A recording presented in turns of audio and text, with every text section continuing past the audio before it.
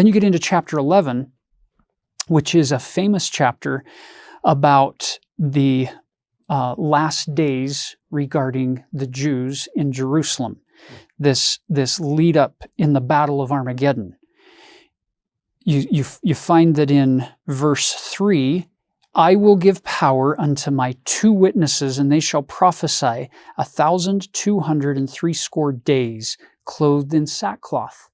If you do the math, for 1,260 days, it's roughly 3.5 years.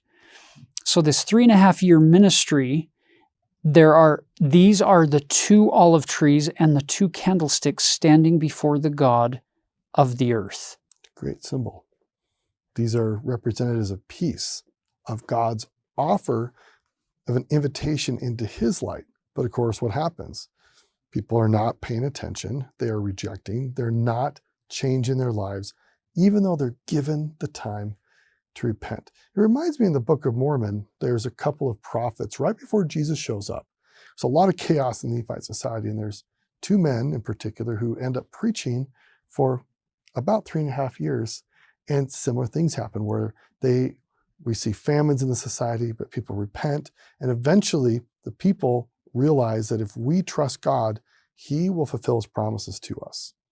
And yet here, it seems like people want to live in their own reality, in the sense of we don't want to be oriented by God and his expectations. We want to create our own world without God. And that just doesn't work.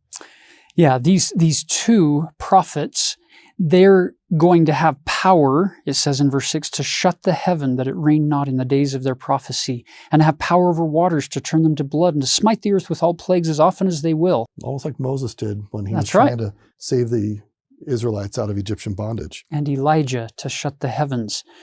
And when they shall have finished their testimony, the beast that ascendeth out of the bottomless pit shall make war against them, and shall overcome them and kill them. And then we find out that they're going to leave their bodies 3.5 days, their dead bodies lying in the streets. They won't put them in graves.